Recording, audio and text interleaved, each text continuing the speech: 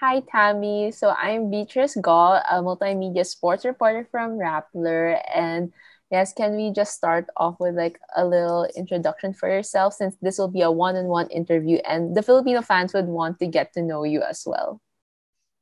Hi there. Hi, this is Tammy Tanasugarn. I'm a formal tennis professionals, and welcome and nice to see all the Philippine fans as well.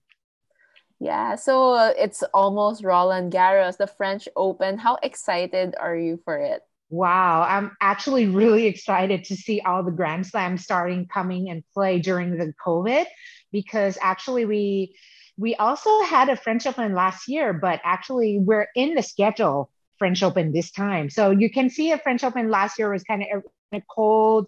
It's kind of stiff shift weather from the end of summer. So now we really gonna have a real exactly Roland Garros timing. So really exciting, and to see all the the professionals, WTA, ATP players in actions. I know, like this French Open, like I feel like it's going to be like sort of back to normal because the weather it's not going to be chilly as well. So, do you think like the chilly weather really affected the players last year? I think so because I see so many players wearing long sleeve. Because actually like during French Open as my experience, it's kind of like summer. They might have some rains a little bit, like couple hours or something, but it's but with the chili it's kind of but I think everybody, all the players will be really, really glad and happy to be back as a normal. And, actually, finger crossed, I hope they have a spectators. I know that might be not a lot of spectators, but still, I think they've been playing example in Australia, in the beginning of the Open, they have spectators and they have a lockdown for like 10 days. And then luckily at the end they have a spectators for the final. So I think it's kind of like two different atmosphere with the fans or with not fan. It's kind of still, when you don't have spectators. So I think it's going to be, I'm so ready for the, like kind of back to normal, regular like Grand Slam. I think everybody will be kind of exciting to be back the same.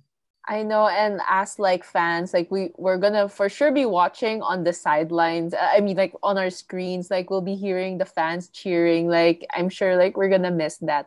So actually, like this French Open, like one of the players who's making their biggest comeback, Grand Slam comeback, is Roger Federer. So, Mm. how do you think he would do? Like he's turning 40 as well, and he's still playing. Mm. Wow, actually to achieve and then to keep continue to play with his age. And Roger, he's the legend, like the god of the men's tennis world, and everybody exciting because actually he's been like injured, and also with the COVID, he has a big family, he have like he have the like two twins. So actually he for me he's kind of concerned about his family health, so he's kind of like just want to make sure that all the situations being better. So that's why he will find a good timing for him to come back for the Grand Slam. But the French Open, I think it's kind of like Nadal is still there, the king of the clay. So I think for me, I think I still big rooting for Nadal, but Djokovic is there and Dominic Thiem is there, and especially Tsitsipas and so many young ones are playing so well right now. So, but I feel Roger really he's his style for me. He's at the Wimbledon. Yeah, and I read up that you're also a grass court player. Yeah. I am. Yeah. Yeah. Yeah, actually, I grown up a really fast hard court in Thailand, so I get used to the low bounce. Yeah, probably. Yeah, and you did mention like a lot of names contending for the title from Nadal. So who are your maybe like top two contenders? For the men's side, For the men's side, definitely, oh, I have to say the king of the clay is Mr. Nadal. And, with the big Grand Slam, I still, you with the greatest champion, they always come with a great performance, great uh anger, not anger, I mean hunger, and all those the concentrations. My top two one is Djokovic and Nadal. Yes, like Nadal might actually get his 14th straight, no, Mm. 14th French Open title. Mm-hmm. Yeah, Mm-hmm. and actually in the women's game as well, like Mm-hmm. in the last few years, it's like there's no set like content like set like predicted like title for the women's game. It seems so open all the time, like if in the French Open. So yeah, Mm-hmm. like who do you have anyone in mind who has a strong chance for the title, and like, or what kind of game do they have to show in the French Open? Or in women's side Yes, or in the men's women's side? side. In the women's side, yeah, you're right. Right now with the WTA and the women, you've seen actually so many new name. Like we had, of course, for Asian, I shared Naomi Osaka, and we just have uh, actually the Rome champion, or Madrid, I mean, Swiatek. She's really, really, like, she's a Roland Garros champion last year, and she won a big event. So I think she's one of the really, really tough players to win this title as well. And I think Halep, she's like the clay court, the queen of the clay court is Halep. She's there. And who else? I think Muguruza, she always kind of always have a good how do you say, good concentrations and the high level of the performance in Grand Slam. So, but my top two is Halep and also Swiatek. Yeah. Yeah, and based on your experience playing in the French Open, like what kind of gameplay or like what kind of players uh are like most advantageous on the clay court? Okay. I just want to say I'm a grass court player or hard court. But my my performance in French Open, not that good. My best one on third round, but the rest is like second round, first round. Because one of the different and excitement of clay court is, and this is how the different of difficult of tennis game, because you're playing different atmosphere with the grass court, with hard court, with clay court. And actually clay court, it bounce higher and bounce slower. So the players that have a good move sliding movement, and also a big hit top spins, and well balanced on clay court and fit on clay court. You have to know how to run and slide on clay court. That's who that will be. They will be have advantage for the event. But it's I don't slide pretty well, and I don't have much patience. I, I'm an attacker. I'm attacking a style. So I think they have to be ready and fit and be patient and wait for the right moment to play a good shot for the clay courts. You know your strengths very well. I'd be honest. I'm not a really a clay court player. Yeah, a style actually.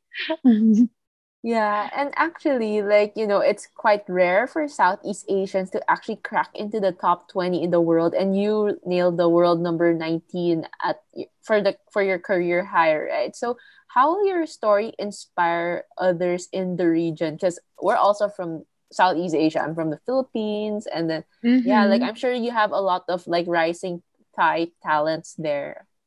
Yeah, actually, my actually with my time about like 15, 20 years ago, tennis wasn't not really popular sports in Thailand. We had, of course, soccer, kickboxing, that was really, really popular in Thailand.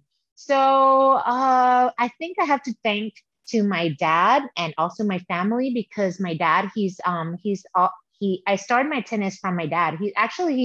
He's not a tennis player, but he's a basketball national type player. But and actually, all my sister, uh, I have two older sister, and my dad decided, oh, like basketball or other sport is kind of impact, so it's like, oh, better to play tennis and individuals, so we have our own timing or something like that. So that's how I start tennis. And well, I that time, I think, when I started, I have Kimiko Date as my idol. She's from Japan, but she's, I think, top five in the world that time. So I just like, wow, I love her game, and I love her gentle and humble. So I really want to be like her. That's what's my inspired to do well, and enjoying is when in my career. Yeah. And you said like, and after that we have Paradon, we have actually during my time we have Yayuk Basuki from Indonesia. And as as Philippines, actually, I just he just kind of like give me a greeting yesterday, because it was my birthday yesterday. I think Francis, is it like Francis? He like I he was I think we're enjoying playing and see each other in Philippines for the SEA game last time. And he and we always teasing during the COVID, he was having his beard, and like so it was nice to see him doing well. And he's one of the great players from Philippines as well. Mhm. Oh, belated happy birthday. I don't know, it was your birthday Oh, yesterday. thank you. But I just it's a inside story that Francis, he greeting me yesterday. So just like, wow, and it's a pretty similar timing to that he's from Philippines, and we're like kind of like interviewed each other. So it's kind of a good story, inside story, that we're good friends. Yeah.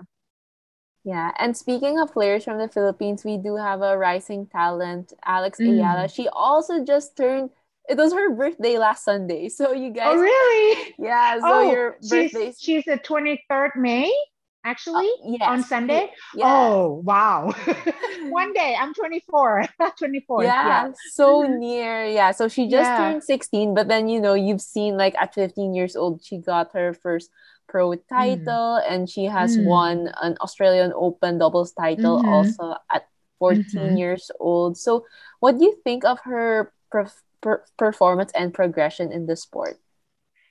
Actually, I would like to say a wow performance from her, with her age and really young. And it's good to see a young ones to do well in her early age, and also for her nation, for the Philippines. I think it doesn't real it's gonna really start up for a tennis communities in Philippines to like, hey, we have a good talent players in our nations. I think that's gonna be a pumped up for tennis in Philippines. So I saw a little bit of her performance. She's one of the talents, and I hope to do well in the futures. And I heard that she's been training in Europe, and also, I'm so glad and happy to see all the Southeast Asian players do well in the tennis world. Yeah, she's training in Rafa Nadal Academy, the Mm. king of the Hmm. The king Academy of of the the King of clay. the Clay.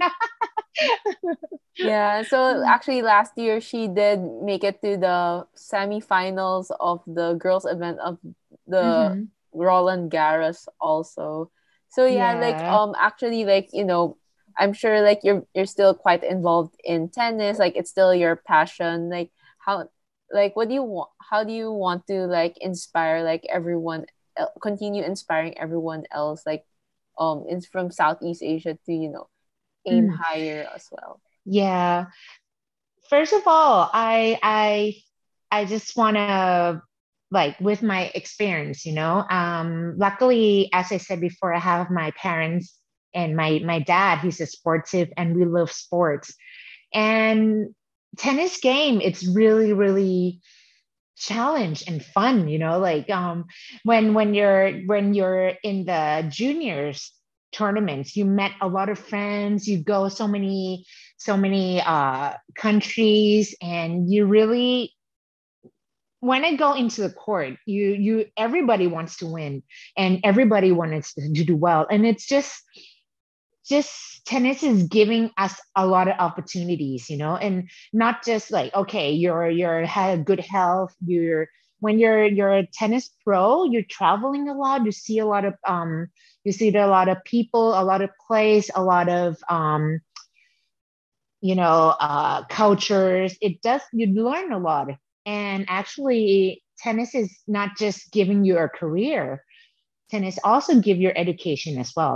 Like a lot of Thai young juniors right now, they graduate in the US or something like that. They give a lot of opportunities. But one thing, the challenge of tennis game, it's just so much fun. And I think it's the fun and the love. What are you doing? The love of your, what are you doing, and what kind of goal you want to achieve. And when I was in juniors, I want to like, hey, you know what? Kimiko is my idol. I want to be like her. In the beginning, my goal, I want to break top 30 in the world first. So that's kind of like give me a good drive, and to be a disciplined and hard working. I practice a lot. It's so hot that time, but I really want to achieve my goal that time. So just just believe in your dream and believe in yourself. Hmm. All right. Thanks so much, Tammy. It's Hmm. really so nice talking to you, like very encouraging also to all the young talents out there. So thank you for joining me also, and thank you for agreeing to this interview. Yeah, ขอบคุณค่ะ.